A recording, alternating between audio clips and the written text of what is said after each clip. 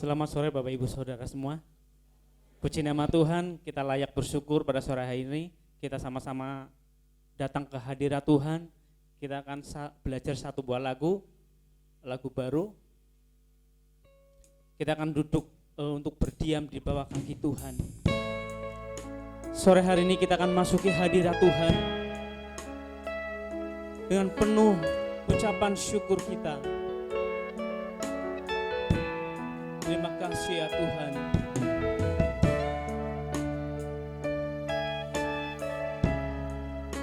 Kami ingin berdiam di bawah kaki-Mu Tuhan saat sore hari ini ya Bapa.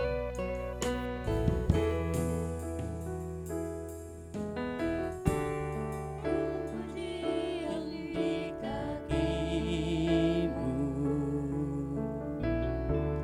masuki hadirat-Mu.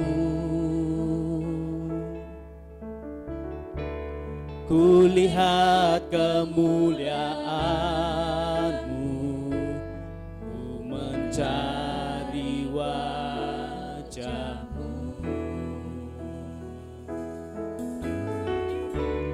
Ku berdiam di kaki-Mu, masuki hadirat-Mu. Kami ingin melihat kemuliaan-Mu Tuhan. Kulihat kemuliaan-Mu, menerangi hidupku. Segala yang kami Tuhan, ku ingini, ku temukan di dalam-Mu kasih-Mu.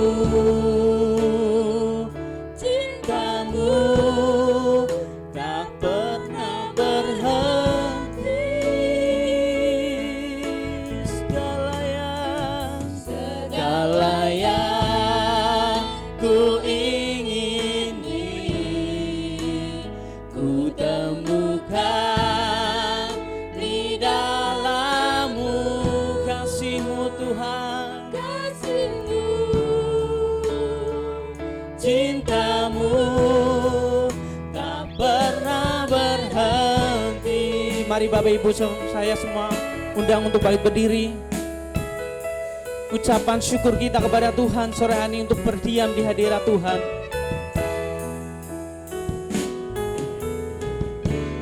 Ku berdiam di kaki-Mu, masuki hadirat-Mu. Kulihat kemuliaan-Mu, ku mencari wajah-Mu. Kami berdiam di bawah kaki-Mu Tuhan. Ku berdiam di kaki-Mu, masuki hadirat-Mu. Kulihat kemuliaan-Mu, menerangi hidupku. Segala yang ku ingini, ku temukan di dalam-Mu kasih-Mu. Cinta-Mu tak pernah sendiri. Segala yang ku ingini, ku temukan di dalam-Mu kasih-Mu Tuhan. Cinta-Mu Tuhan, cinta-Mu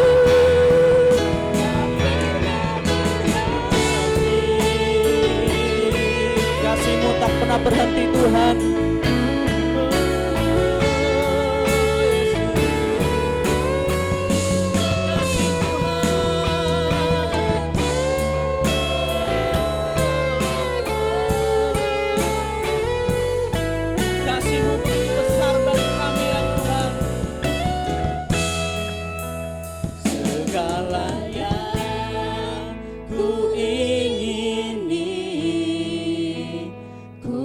temukan di dalam-Mu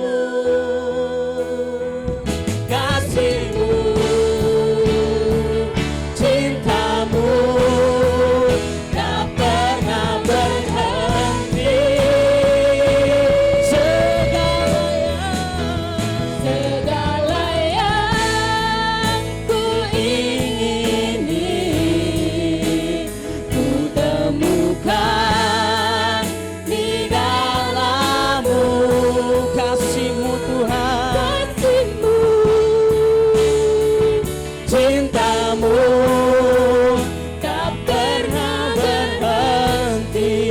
Kasih-Mu Tuhan, kasih-Mu, cinta-Mu tak pernah berhenti. Kasih dan cinta-Mu, kasih-Mu, cinta-Mu tak pernah berhenti. Amin Tuhan. Allah Bapa kami, kasih-Mu senantiasa tidak pernah berhenti dalam kehidupan kami Tuhan. Oleh karena itu Tuhan, layakkan sore hari ini kami untuk belajar memuji muliakan nama Tuhan hadir di tengah-tengah kami Tuhan. Kami mau bersorak bagi nama-Mu. Dalam nama Tuhan Yesus Kristus kami sudah berdoa. Haleluya. Amin. Amin. Selamat sore Bapak Ibu. Mari kita akan bersorak bagi nama Tuhan. Bahwa firman Tuhan mengatakan di dalam Roma, roh kita terus menyala-nyala untuk melayani Tuhan. Amin. Biarlah roh kita melayani Tuhan sore hari ini. Biarlah roh-Mu.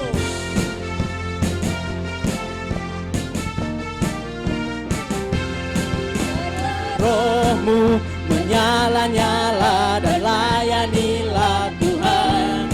Biarlah roh-Mu menyala-nyala dan layanilah Tuhan. Biarlah roh-Mu menyala-nyala dan layanilah Tuhan.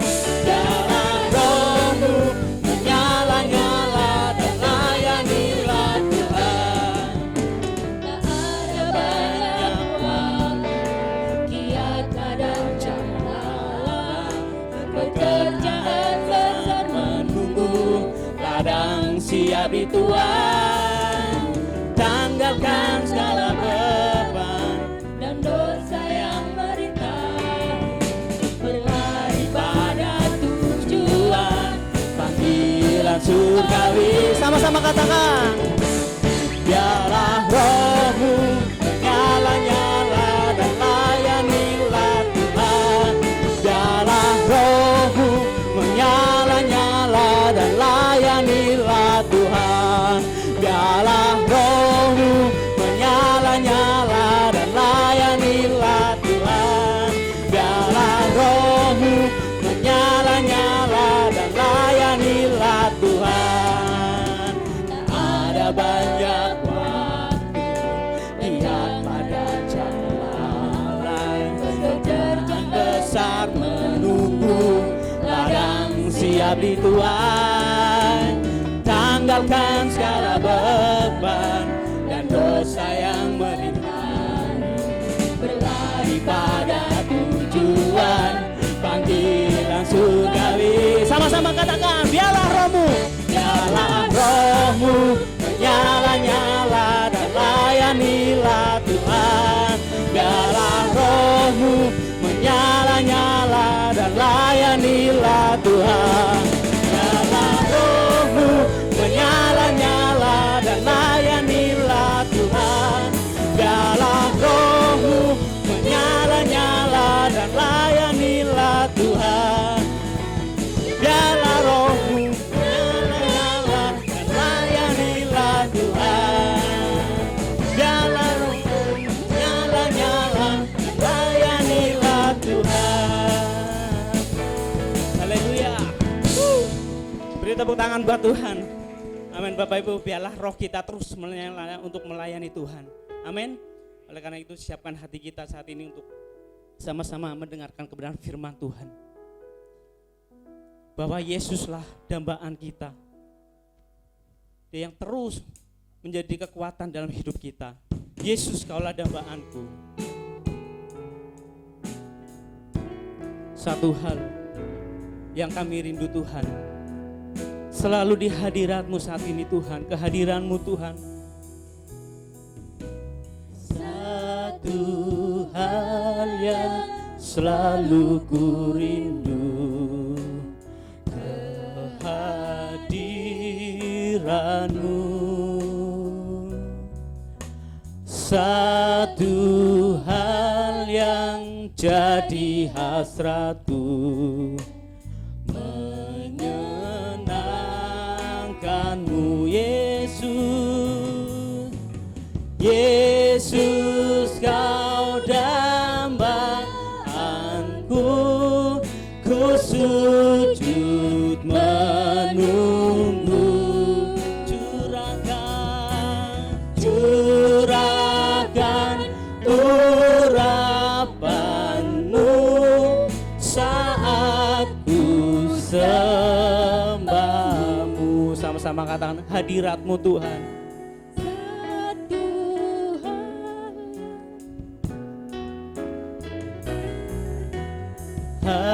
Hadirat-Mu melingkupiku, menenangkanku. Kini kami bawa hidup kami Tuhan. Kini ku bawa hidupku, basuh diriku. Yesus, Yesus, Kau dambaanku, ku sujud menunggu. Curahkan urapan-Mu saat ku sembah. Yesus,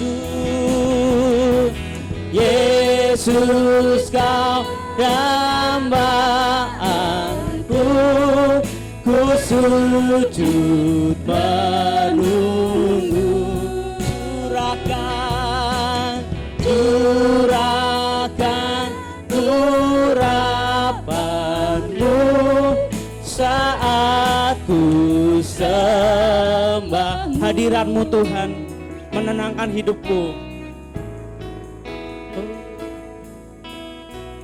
Hadirat-Mu ya Bapa. Hadirat-Mu melingkupiku ya Tuhan, menenangkanku. Kami bawa hidup kami Tuhan. Kini ku membawa hidupku, basuh diriku. Yesus, Kau dambaanku, Yesus, Kau dambaanku, ku sujud menunggu. Curahkan urapan-Mu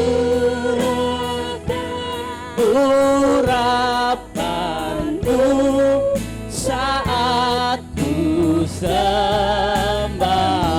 Yesus, Kau dambaanku,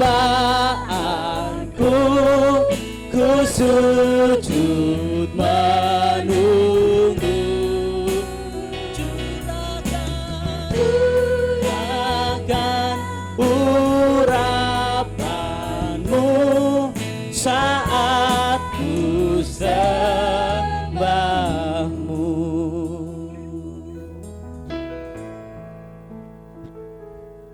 Bapa dalam surga, kami anak-anak-Mu Tuhan, kami membawa hidup kami ke dalam tangan-Mu Tuhan. Kami perlu Engkau untuk mengubah hidup kami. Kami perlu Engkau untuk membentuk karakter kami Tuhan. Sehingga hidup kami Tuhan, biarlah mencerminkan kehidupan-Mu Yesus. Terima kasih Bapa dalam surga. Curahkan urapan-Mu Tuhan. Pada saat sekarang ini Tuhan, kami siap mendengarkan firman-Mu Tuhan. Urapi hamba-Mu, sehingga apa yang diperkatakan adalah perkataan-Mu Tuhan Yesus. Terima kasih Bapa, kuduskan kami, sucikan kami, hati dan pikiran kami, sehingga kami boleh menerimanya dengan baik dan benar. Terlebih Tuhan, boleh kami lakukan dalam kehidupan kami. Terima kasih Bapa dalam surga, memberkati anak-anak-Mu yang pada saat sekarang ini Tuhan, duduk diam, sujud di bawah kaki-Mu Tuhan. Kami perlu Engkau Tuhan, kami perlu curahan urapan yang dari Engkau. Terima kasih Bapa dalam surga, di dalam nama Putra-Mu yang tunggal, Juru Selamat kami yang hidup, Tuhan Yesus Kristus, kami berdoa dan bersyukur. Haleluya, amin. Salam. Ya, puji nama Tuhan, pagi hari ini tetap kita semangat, tetap kita bersuka cita, dan sekalipun Cilacap kembali ke zona merah Bapak Ibu, tapi kita tidak perlu punya ketakutan yang berlebihan. Sebab dengan sukacita itu akan meningkatkan imunitas kita, sementara ketakutan yang berlebihan justru akan melemahkan dan bahkan menimbulkan banyak penyakit dari situ. Baik Bapak Ibu dan Saudaraku yang kasih Tuhan, kita akan belajar bersama-sama tentang egois atau mengasihi diri sendiri. Apakah saya egois adalah saya mengasihi diri saya sendiri? Apakah saya mengasihi diri saya sendiri adalah termasuk egois? Mari kita buka dalam Roma 6 ayat yang ke-6, Roma 2 ayat 6 sampai dengan 8. Saya undang kita bangkit berdiri, kita akan membaca bersama-sama Roma 2 ayat 6 sampai dengan ayat yang ke-8. Roma 2 ayat 6 sampai dengan 8 kita akan membaca bersama-sama 1, 2, 3. Ia akan membalas setiap orang menurut perbuatannya, yaitu hidup kekal kepada mereka yang dengan tekun berbuat baik, mencari kemuliaan, kehormatan, dan ketidakbinasaan, tetapi murka dan geram kepada mereka yang mencari kepentingan sendiri, yang tidak taat kepada kebenaran, melainkan taat kepada kelaliman. Amin. Silakan duduk Bapak Ibu. Ya, puji nama Tuhan. Apa kabar Bapak Ibu? Ya, puji nama Tuhan, kita mengucap syukur pada Tuhan.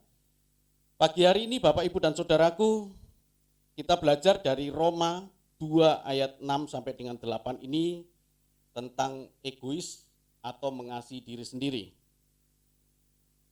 Perikopnya adalah hukuman Allah atas semua orang. Jadi kalau kita lihat di sini, ayat 6 berkata, ia akan membalas setiap orang menurut perbuatannya. Perlu Bapak Ibu pahami, tidak ada orang Kristen sebaik apapun yang lolos akan keadaan ini. Setiap kita akan masuk ke dalam pengadilan takhta Kristus dan siap kita untuk diadili. Hidup kita akan terbuka, tidak ada yang tersembunyi di hadapan Tuhan. Sehingga firman Tuhan berkata, ia akan membalas setiap orang menurut perbuatannya. Kalau kita menjadi Kristen, maka kita punya teladan, yaitu Kristus. Sama seperti waktu kita ujian, itu ada kunci jawaban. Jadi kalau kehidupan kita yang kita jalani ini, maka ada kunci jawaban dari kehidupan kita apakah cocok dengan teladan Kristus. Nah Bapak Ibu dan Saudaraku, ayat yang ke-7 berkata, hidup kekal akan diberikan oleh Tuhan kepada mereka yang tekun berbuat baik, mencari kemuliaan, artinya hidup mulia, mencari kehormatan, hidup yang terhormat, mencari ketidakbinasaan, bukan mengarah kepada kebinasaan hidup kita, dan kepada mereka lah kemudian Tuhan menganugerahkan hidup kekal kepada mereka.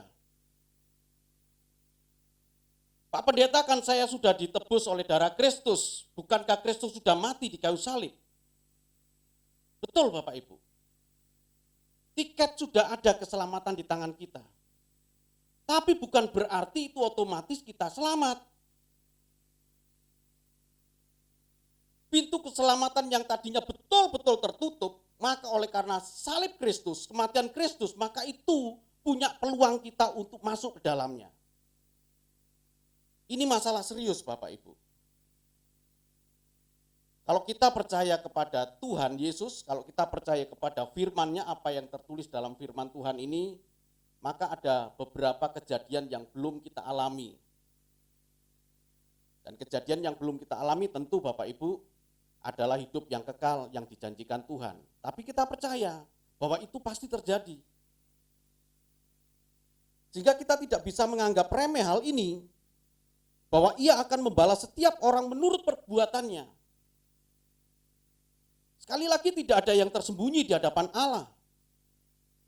Setiap kita akan hadir dalam pengadilan takhta Kristus. Ayat yang ke-8 menjadi satu tonjokan bagi kita Bapak Ibu. Rupa-rupanya murka dan geram kepada mereka yang mencari kepentingan sendiri. Ini egois. Yang tidak taat kepada kebenaran, melainkan taat kepada kelaliman. Hari-hari ini kita akan menghadapi pilkada 2020 ya, 2020. Dipastikan tidak akan ada orang, dipastikan tidak akan kita temui orang yang mementingkan diri sendiri atau orang yang egois. Saya pastikan itu Bapak Ibu, tidak ada orang. Tetapi mereka akan memproklamirkan, akan mengkampanyekan dirinya bahwa mereka adalah orang-orang yang rela berkorban, orang-orang yang rela berjuang demi kepentingan rakyat. Tapi setelah pilkada, who knows, siapa yang tahu. Jadi akan banyak sekali kampanye-kampanye nanti, tidak akan pernah Bapak Ibu jumpai orang yang egois yang mementingkan diri sendiri. Tidak akan pernah, tapi akan Bapak Ibu lihat jumpai orang yang membela rakyat, orang yang berani berjuang untuk rakyat, rela berkorban untuk rakyat, dan lain sebagainya. Kenyataannya setelah pilkada, mereka diciduk oleh KPK. Dan itu sudah terjadi beberapa dekade, beberapa waktu yang lalu Bapak Ibu. Kampanye adalah omong kosong. Tapi tentu ada juga yang baik. Ini pelajaran Bapak Ibu. Pelajaran mengenai orang yang mementingkan diri sendiri. Jadi pengertian egois adalah lawan katanya itu altruis. Altruis itu orang yang mementingkan orang lain, orang yang mau berkorban untuk orang lain. Egois adalah orang yang selalu mementingkan diri sendiri, atau karena egois, maka dia adalah penganut egoisme. Egoisme adalah tingkah laku yang didasari atas dorongan untuk keuntungan diri sendiri daripada untuk kesejahteraan orang lain. Altruis, orang yang berani berkorban, orang yang bahkan mengkorbankan dirinya, kepentingan dirinya demi orang lain. Sementara egois adalah orang yang selalu mementingkan diri sendiri. Nah Bapak Ibu dan Saudaraku, Roma 2 ayat 6 sampai dengan 8 ini dilatar belakangi perasaan umat Allah. Jadi latar belakangnya adalah bagaimana perasaan umat Allah itu. Egois ayat 8 itu berkata mereka melakukan kelaliman, itu dikatakan pada ayat 21, sebab sekalipun mereka mengenal Allah. Jadi ini kan perasaan oleh umat Allah, bukan oleh orang-orang yang tidak mengenal Allah. Tapi di latar belakang perasaan dari umat Allah. Ayat 21 berkata, sebab sekalipun mereka mengenal Allah, mereka tidak memuliakan Dia sebagai Allah atau mengucap syukur kepadanya. Sebaliknya pikiran mereka menjadi sia-sia dan hati mereka yang bodoh menjadi gelap. Saya ngomong bodohnya mantap Bapak Ibu ya. Bodoh gitu ya. Karena itulah Bapak Ibu. Orang mengenal Allah. Orang percaya kepada Allah. Tetapi tidak memuliakan Dia. Tidak mengucap syukur kepada Allah. Pikiran mereka sia-sia dan hati mereka menjadi gelap. Jadi orang yang egois, orang yang mementingkan diri sendiri, yang firman Tuhan tadi berkata, Allah itu geram, Allah itu murka kepada mereka.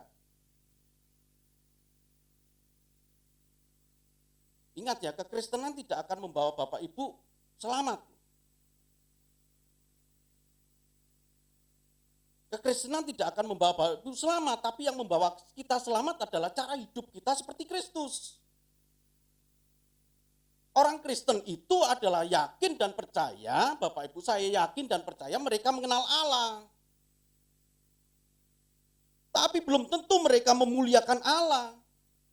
Memuliakan Allah bukan berarti harus dengan puji-pujian. Boten Bapak Ibu. Saestu boten.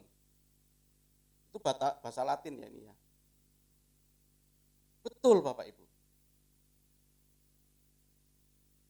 Jangan merasa puas karena memuji Allah dan kemudian kita berkata saya sudah memuliakan Allah.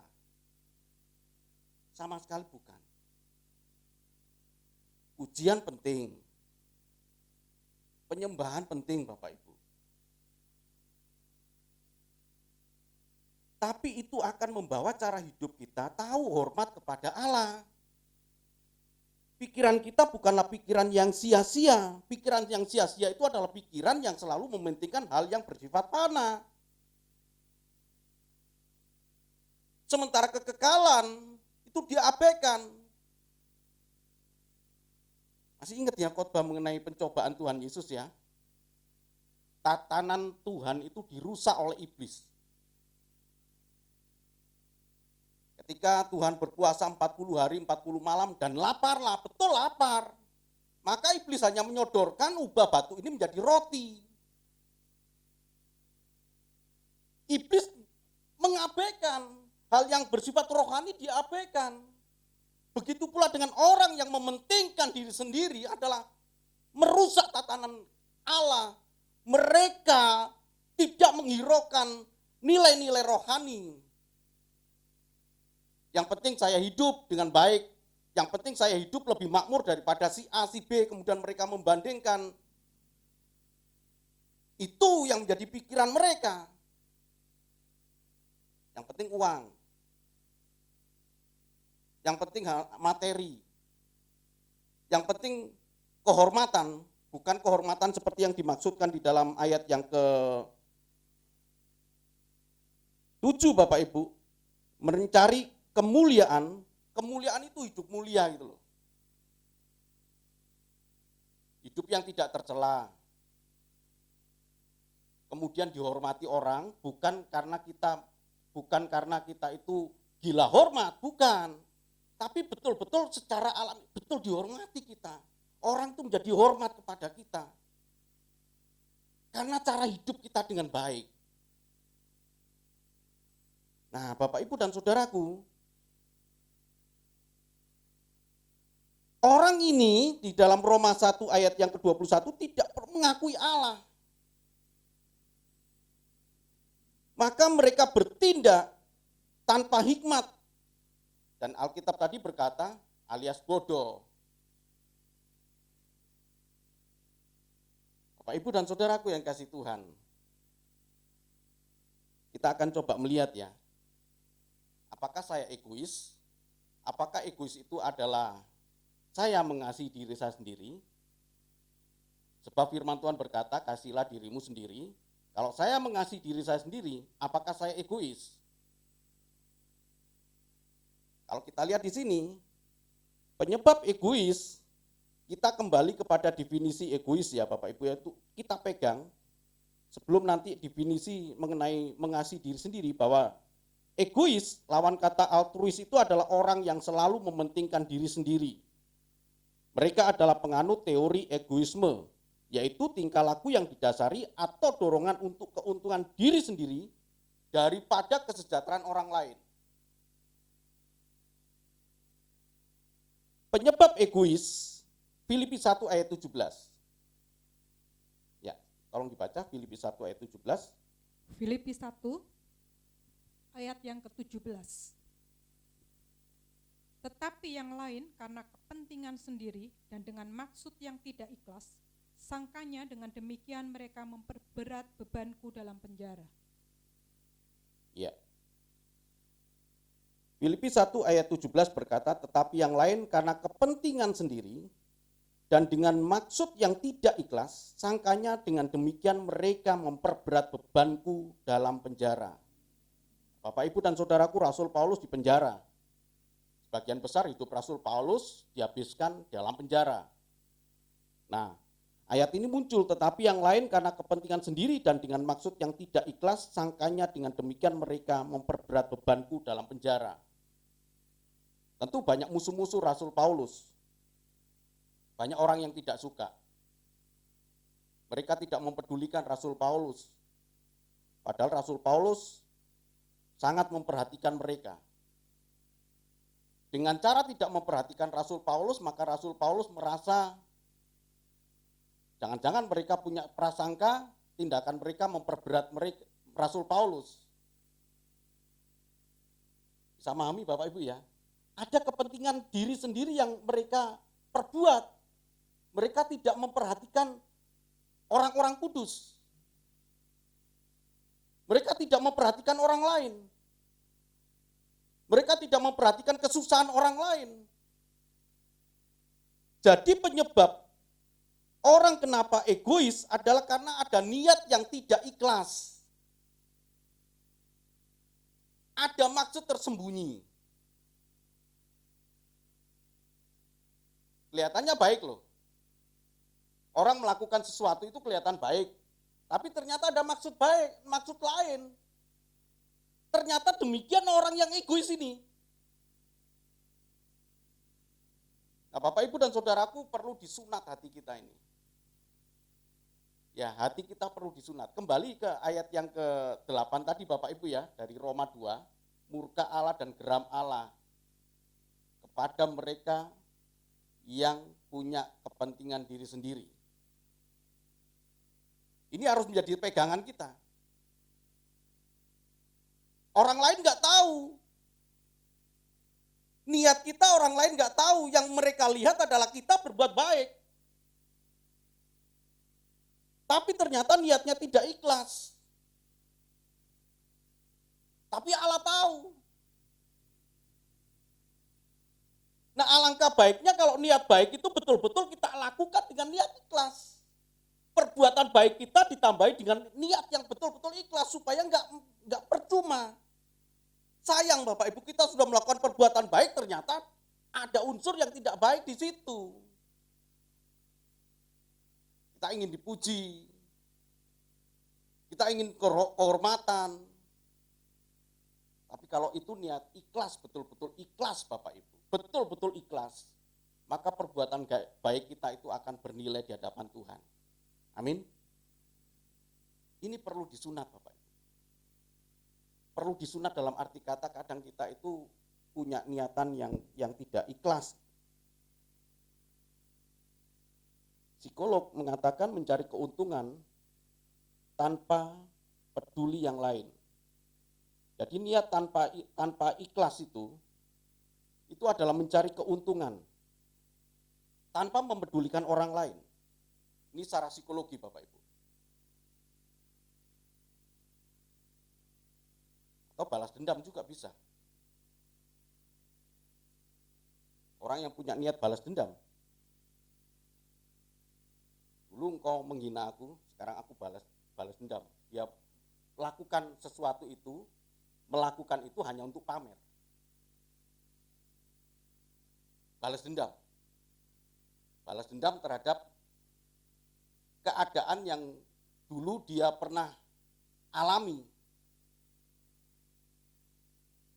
Mungkin ada di antara Bapak Ibu yang dulu dihina, ditekan, dan kemudian dia balas dendam. Saya akan berbuat baik. Tapi niatnya balas dendam. Bukan niat yang tulus, bukan niat yang baik. Itu ternyata egois. Karena kita sedang memikirkan kepentingan kita sendiri.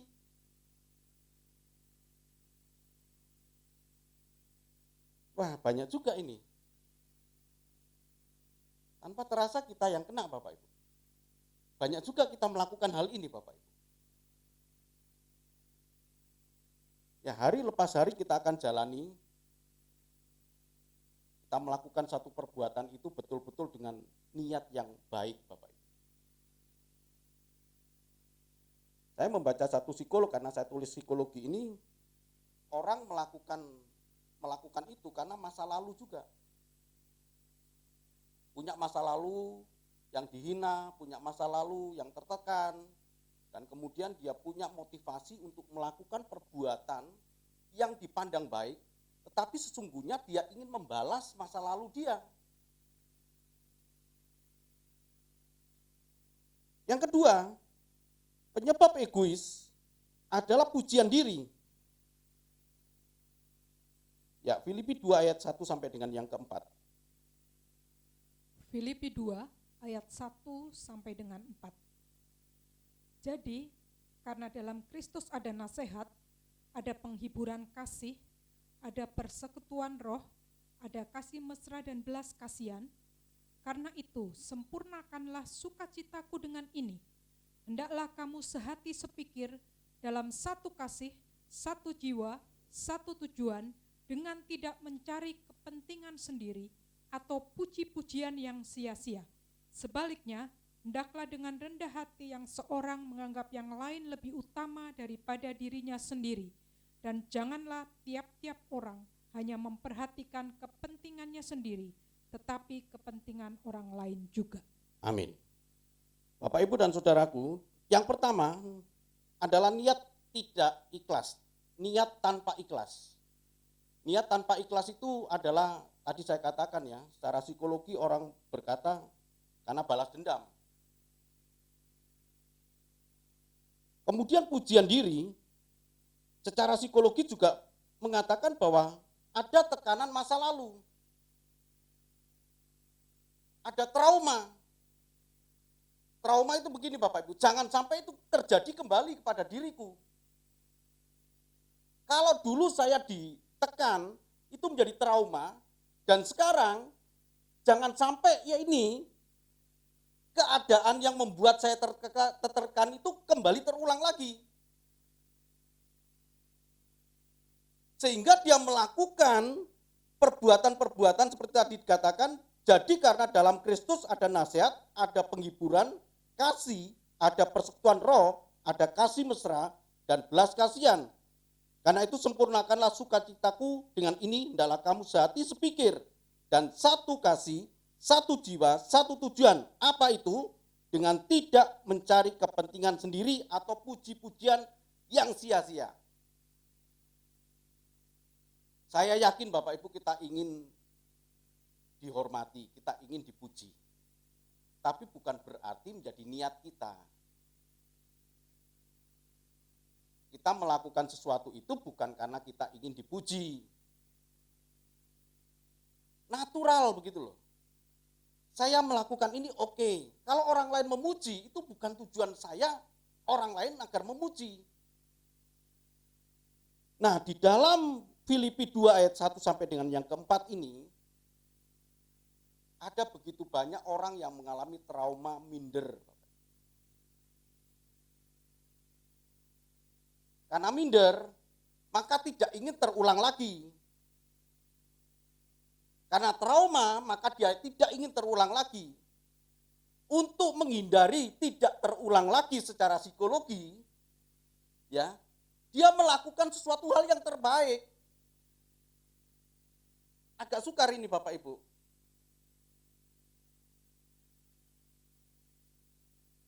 Bisa mengerti maksud saya? Ya.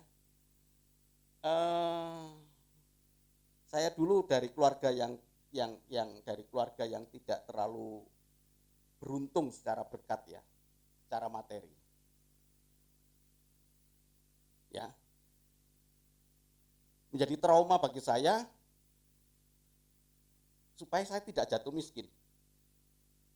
Karena sudah mengalami keadaan yang miskin itu menjadi trauma. Ini contoh loh Bapak Ibu ya, ini hanya sekedar contoh. Maka saya trauma. Lalu saya bekerja dengan baik untuk menghindari keadaan supaya tidak terulang lagi.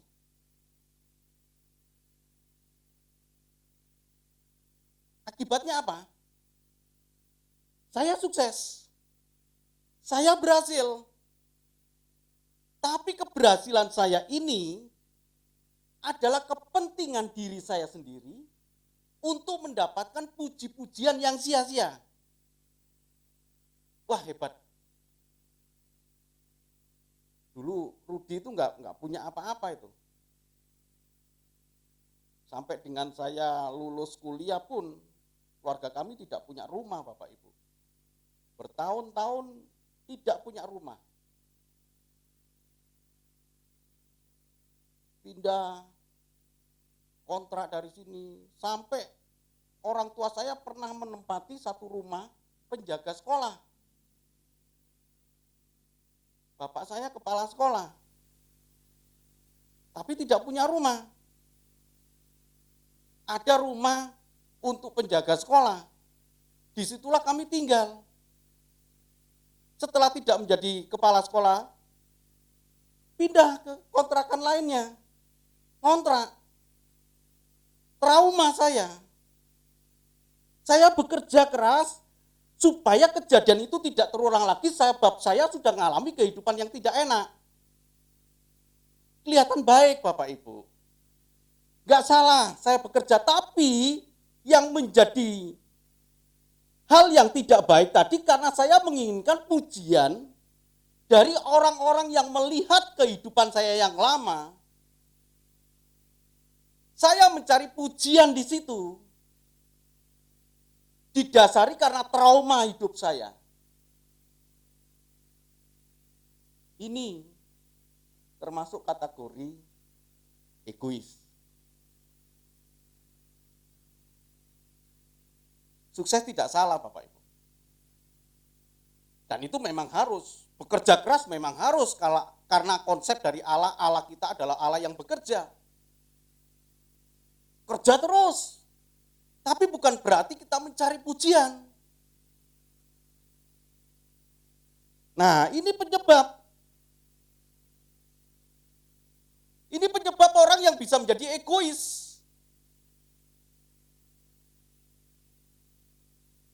Kelihatannya baik, kelihatannya benar, gak ada yang salah. Tapi ketika motivasi kita hidup yang lebih baik daripada hidup yang dulu, hanya karena saya ingin balas dendam, saya trauma masa lalu, kemudian saya ingin mendapatkan pujian dari orang-orang yang melihat kehidupan saya sekarang.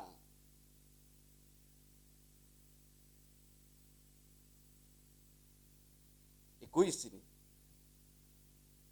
Egois, Bapak Ibu.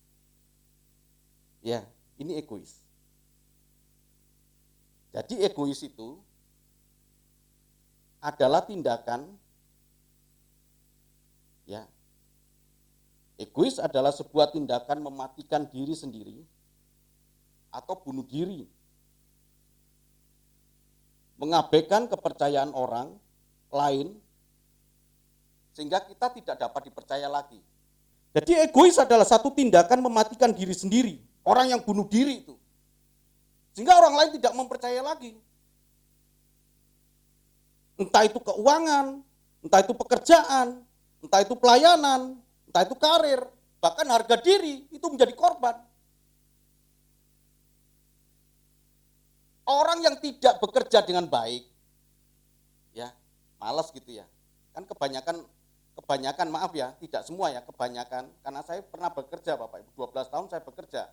Saya melihat begini, ada satu tren begini. Umumnya orang-orang itu bekerja disesuaikan dengan gaji. Saya bekerja, lawang saya digaji sekian kok. Pertama kali saya bekerja, saya digaji 140.000, Bapak Ibu. Padahal standar waktu itu adalah 450, tapi saya lakoni 140.000. Saya bekerja seolah-olah bukan terus saya sesuaikan, nyantai aja lah, saya dibayar sedikit kok, 140.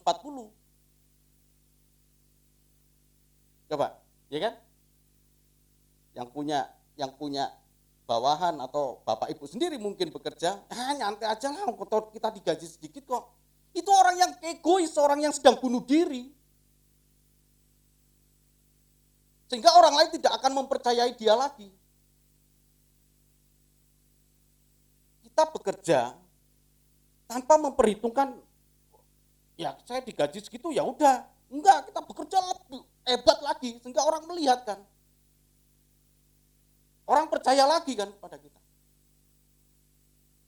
Tapi orang yang egois, orang yang sedang bunuh diri. Sekarang kita lihat Bapak Ibu dengan waktu yang sangat singkat ini. Sementara mengasihi diri sendiri, Matius 22 ayat 34 sampai dengan 40, tolong dibaca ya. Ini tentang kasihlah di alamu dan lain sebagainya ya. Tapi ayat 39 jadi bagian kita. Ya, tolong dibaca Matius 22. Matius 22 ayat 34 sampai dengan 40. Ketika orang-orang Farisi mendengar bahwa Yesus telah membuat orang-orang Saduki itu bungkam, berkumpullah mereka, dan seorang dari mereka, seorang ahli Taurat, bertanya untuk mencobai dia. Guru, hukum manakah yang terutama dalam hukum Taurat? Jawab Yesus kepadanya, kasihilah Tuhan Allahmu dengan segenap hatimu, dan dengan segenap jiwamu, dan dengan segenap akal budimu. Itulah hukum yang terutama dan yang pertama. Iya, puji nama Tuhan. Ayat yang ke-39. Dan hukum yang kedua yang sama dengan itu ialah, kasihilah sesamamu manusia seperti dirimu sendiri. Pada kedua hukum inilah tergantung seluruh hukum Taurat dan kitab para nabi. Ya, kasihlah sesamamu manusia seperti dirimu sendiri.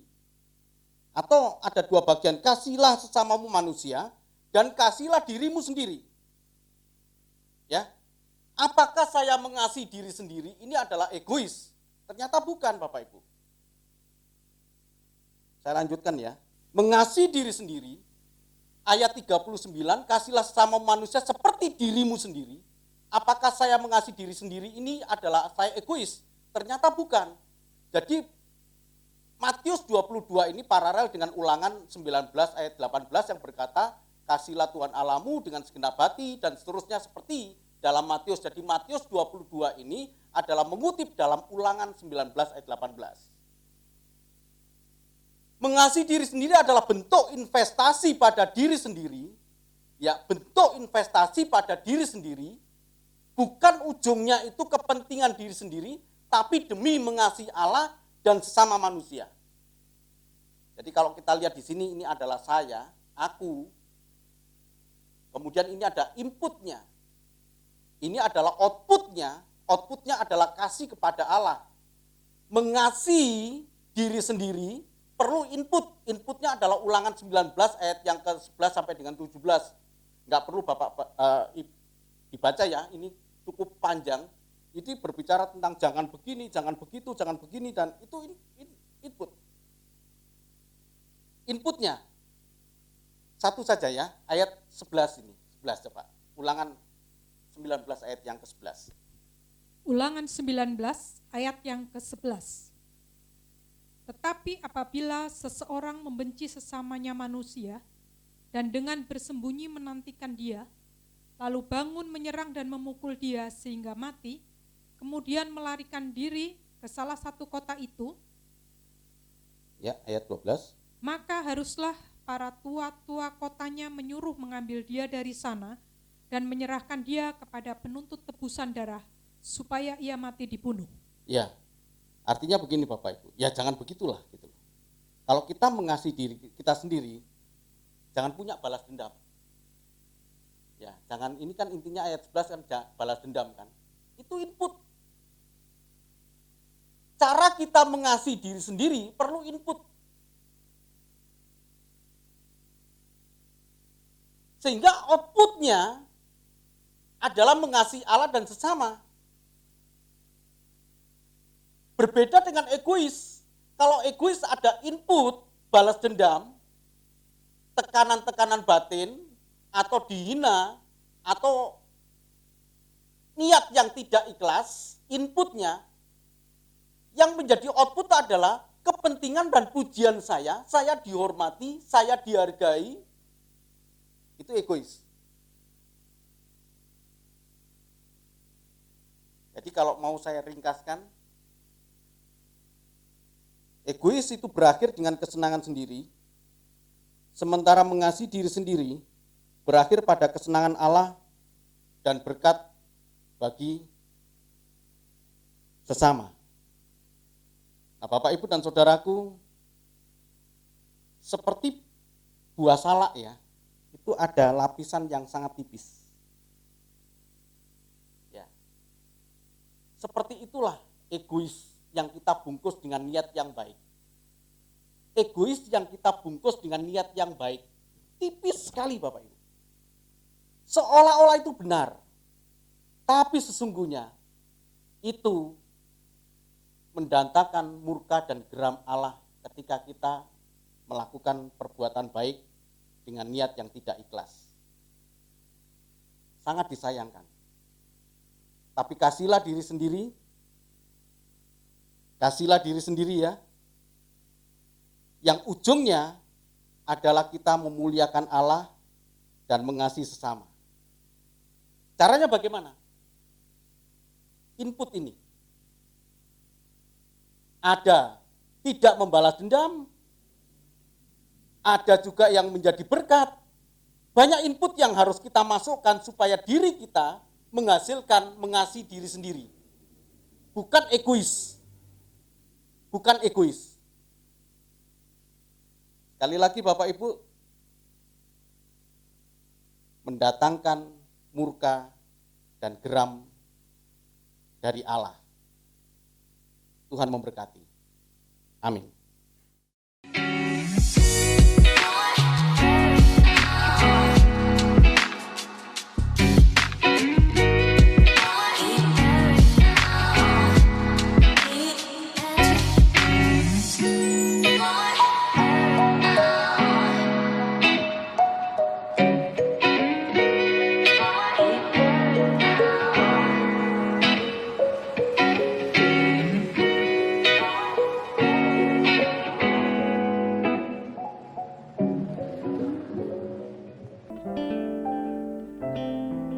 Di bagian akhir dari ibadah ini, kami datang kepada Engkau Tuhan, dengan hati yang tulus, dengan niat yang ikhlas, kami ingin menyembah Engkau Tuhan.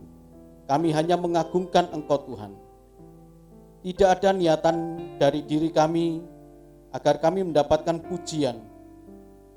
Tidak ada niatan dari diri kami untuk kepentingan kami sendiri Tuhan. Sebab kami tahu itu mendatangkan murka dari Engkau Tuhan. Terima kasih Tuhan Yesus. Hari-hari yang akan kami lalui adalah hari-hari yang sangat pendek Tuhan. Hidup kami seperti rumput yang pagi ada dan kemudian sore sudah tiada. Hidup kami seperti uap yang hilang lenyap. Dengan apakah kami mengisi hari-hari kami yang sangat pendek ini Tuhan? Selain kami mengasihi diri kami sendiri dan untuk kepentingan Engkau Tuhan dan untuk menjadi berkat bagi orang lain. Tuntunlah kami dengan kuasa Roh Kudus-Mu Tuhan, sehingga kami mampu menjalankan misi yang besar ini, yaitu menjadi saksi-Mu, menjadi alat kemuliaan-Mu Tuhan. Dan nama Tuhan dipermuliakan lewat kehidupan kami dengan cara kami mengasihi diri kami sendiri ini. Terima kasih ya Bapa, terima kasih Tuhan. Engkau memberkati kami semua yang ada tempat ini.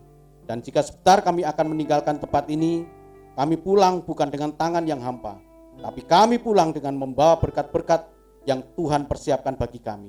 Bapak, Ibu, dan saudaraku yang sangat dikasihi Tuhan, terimalah berkat dan anugerah dari Allah Bapa di surga. Kasih dan cinta Tuhan kita Yesus Kristus, anaknya yang tunggal, penghiburan kekuatan dari kuasa Roh Kudus, menyertai kita mulai saat ini, esok bahkan sampai Maranatha Tuhan datang. Terima kasih Bapa. Terpujilah Engkau Tuhan, Engkau Allah yang memberkati kami. Engkau juga Allah yang menyinari kami dengan wajah-Mu Tuhan, dan memberikan kepada kami kasih karunia. Engkau Allah yang menghadapkan kepada kami wajah-Mu Tuhan, dan memberikan kepada kami damai sejahtera. Kami bersyukur kepada Engkau Tuhan. Pakailah kami, dan kami akan pergunakan kepercayaan yang Engkau berikan kepada kami untuk kemuliaan nama-Mu. Terima kasih ya Bapa. Terima kasih dalam nama Tuhan Yesus Kristus, kami sudah berdoa dan mengucap syukur. Semua yang percaya mengatakan amin. Tuhan memberkati.